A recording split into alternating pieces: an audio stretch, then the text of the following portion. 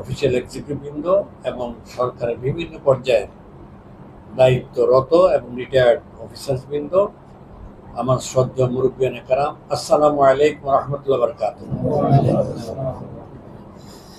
আসলে আমি আপনাদের কাছে শুধু দোয়ার জন্য আসছি, এবং এই নির্বাচন প্রক্রিয়া যখন শুরু হয় সঙ্গত কারণেই অন্যান্য সব প্রার্থীরা আসে, এটা একটা রেওয়াজ। আপনারাও সৌজন্যের খাতিরে একটু সময় দেন, আমি এই জন্য কৃতজ্ঞ। আপনি একটু সময় যদি না দিতেন তাহলে আমি কথা বলার সুযোগ পেতাম না। আমি গ্রেটফুল, অন্তস্থ থেকে দোয়া করি আল্লাহ আপনাদের ন্যায় হাত দান করুক এবং দুনিয়া আখিরাতে তার যাজা দান করুক। আমি আমার ব্যক্তিগত জীবনে একটা কথা দিয়ে শুরু করতে চাই। আমি এমন এক পরিবারের সন্তান যে জন্মের পরে কোনোদিন বাবা আমাকে মিথ্যা কথা বলতে দেখিনি। বলে আপনার প্রমাণ, এই প্রমাণের সময় নষ্ট করবো না। আমার বাপ 48 বছর প্রেসিডেন্ট ছিল গ্রামের। When he was a boy of 19 years old only, আমাদের কুমিল্লার ছিল গ্রেটার ত্রিপুরা ডিস্ট্রিক্ট, ত্রিপুরা, কুমিল্লা ছিল সিটি শহর। 19 বছর বয়সে উনি তখন প্রেসিডেন্ট নির্বাচিত হয়েছিলেন এবং ব্রিটিশ আমলে একটা গোল্ড অ্যাওয়ার্ড পেয়েছিলেন ফর হিজ বেস্ট পারফরমেন্স দিন ত্রিপুরা ডিস্ট্রিক্ট। পরবর্তী সময় পাকিস্তান হওয়ার পর উনি আরেকবার বেস্ট চেয়ারম্যান হিসাবে গোল্ড অ্যাওয়ার্ড পেয়েছেন তার সার্বিক পারফরমেন্সে, এবং সর্বশেষ শহীদ প্রেসিডেন্ট জিয়াউর রহমানের আমলে একবার প্রেসিডেন্ট হয়েছেন, চেয়ারম্যান, এবং গোল্ড অ্যাওয়ার্ড পেয়েছেন। তো সারা জীবন মানুষের তাকে শ্রদ্ধা করতে ভালোবাসত, প্রধানত কারণ হচ্ছে ন্যায় বিচারক ছিলেন। আমি জন্মের পর থেকে বাবাকে মাকে মিথ্যা কথা বলতে দেখিনি। আমরা যদি সামান্য কোনো ডেভিয়েশন হয়েছে কোনো আচার আচরণের কথায় বার্তায়, এমন একটা পরিবেশ ছিল কল্পনাই করি না মিথ্যা খাওয়াকে বলে। আলহামদুলিল্লাহ পরবর্তী সময় যখন ইসলামের সুমহান বাণী শুনছি, আলেম ওলামাদের সাথে মিশেছি, কিছু দুই চারটে সবক পড়াশোনার সুযোগ পেয়েছি, তো বুঝলাম যে আসলে মানুষের সবচেয়ে বড় সম্পদ হচ্ছে সত্যতা, সত্যবাদিতা। আল্লাহ রসুল নবুয়তের আগেও এই টাইটেলটা পেয়েছিলেন আলামিন বলে। আরবের কোরেশরা যখন ঝগড়াতে লিপ্ত ছিল সিরিয়াসলি, সম্ভবত 35 বা 36 বছর বয়স আল্লাহ রসুলের। তো কাবা, আমরা আজকে মসজিদ নিয়ে কথা বলতেছি, আমি একটা কথা বলবো, কাবার শেপ কিন্তু এরকম ছিল না। সেই প্রথম দিকে কাবার শেপ যা হয়েছে চেঞ্জ হইতে হইতে পর্যন্ত আসছে। আয়েশা রাদিয়াল্লাহু সময় একবার এই কাবাকে আগের শেপে নেওয়ার জন্য পরামর্শ দিয়েছিলেন। তখন আয়েশা, আমি এটা করতে পারি, বিবদমান গ্রুপগুলোর মধ্যে মিসআন্ডারস্ট্যান্ডিং হবে। এই জন্য হাতিম যে জায়গাটা, এটা কিন্তু কাবার অংশ। এটা রেক্ট্যাঙ্গুলার ছিল, আয়তাকার ছিল, স্কোয়ার ছিল না, এখন তো হচ্ছে স্কোয়ার। এই ওই সাইড দিয়ে যে হাতিম, যেটা কাবার অংশ, এটা নামাজ পড়লে কিন্তু কাবার ভিতরে নামাজের সওয়াব পাওয়া যায়। তো হাতিমটাকে কাবার অংশ ডিক্লেয়ার করা সত্ত্বেও কনস্ট্রাকশন করে বলতে নেন নাই। গোত্রে গোত্রে আবার একটা মিসআন্ডারস্ট্যান্ডিং হইতে পারে। আল্লাহ রাসূল কত সতর্ক ছিলেন, কিন্তু সবসময় ওহীদের গাইডেড ছিল।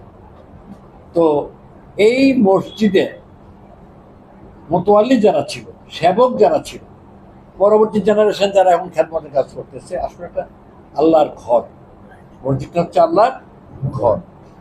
এই ঘরের হেফাজতের জন্য প্রতিটি মুমিনেরই নৈতিক দায়িত্ব, দলমত নির্বিশেষে।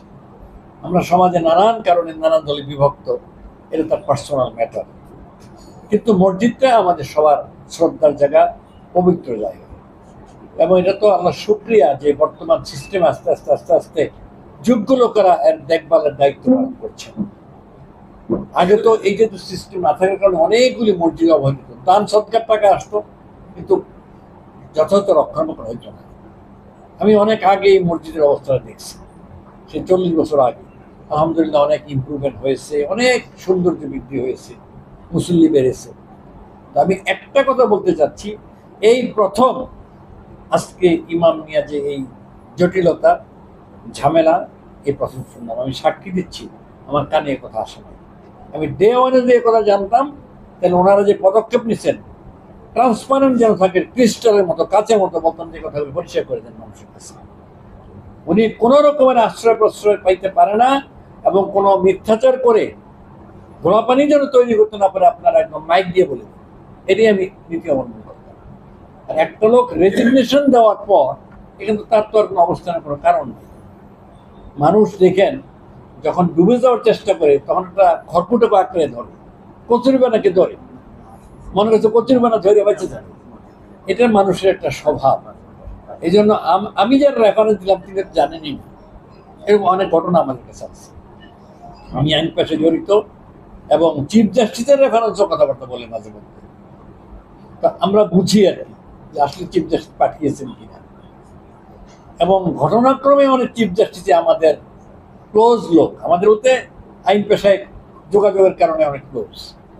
দেখছে এক সময় ছিলাম, একই সংসদে ছিলাম, একই সাথে নির্বাচন করছি, ফলে জানে এই দুর্বলতা কাজে লাগাতে চায়। আমি চট্টগ্রাম বিশ্ববিদ্যালয়ের ভিপি ছিলাম, শুনছেন, এখনো অনেক লোক সেই পরিচয় দিয়ে এসে আমার থেকে কিছু আনডিও প্রিভিলেজ নিতে চায় কোনো কোনো সময়। এগুলি আসে সমাজে, মানুষের একটা প্রবণতা।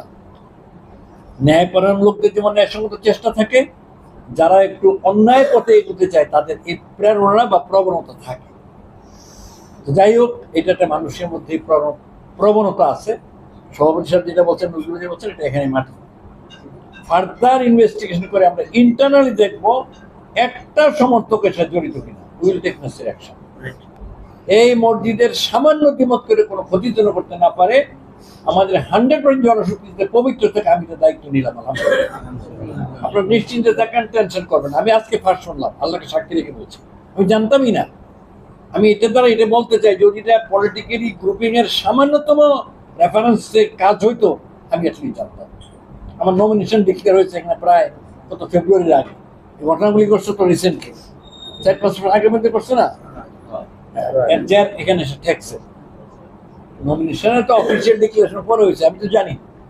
তো আমি এলাকার দীর্ঘদিনের দায়িত্বশীল জামাতের, দীর্ঘদিনের, আমার হাত দিয়ে এখানে শুরু। আমার দায়িত্ব মসজিদ তাকওয়া থেকে ফার্স্ট, আমার ছাত্র জীবন শেষ, এই ধানমন্ডিতে আমার কেরিয়ার শুরু। আমি ঘুরে ফিরে ধানমন্ডিতে আসি 50 বছর। সাংগঠনিক বলেন, দায়িত্বে বলেন, আমি মহানগরী একসময় সেক্রেটারি ছিলাম, নায়েব আমির ছিলাম, ইন্সপেক্টর এনিথিং, ধানমন্ডির সংগঠনের সাথে আমি জড়িত। আমি আপনারা আশ্বস্ত করতে চাই, পবিত্র কাজে আপনারা হাত দিয়েছেন, এটা সবার সম্পদ, আল্লাহর ঘর। এখানে যেন কোনো রকম নোংরামি, পলিটিক্স, অন্যায় না হতে পারে। আমার দলের পক্ষ থেকে আমি গ্যারান্টি দিচ্ছি ইনশাআল্লাহ। যদি কিছু হয়ে থাকে আপনারা মাফ করে দিন, আমি জানি না, এটা নিয়ে আর বানানোর দরকার নেই। প্রিয় ভাইরা, আমি দোয়ার আগে দুটি কথা বলতে চাই।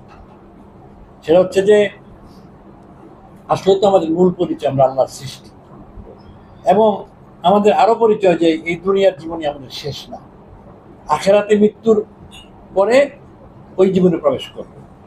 মৃত্যু হলো যমনিকা, এই পারে 60, 70, 80, 90, 100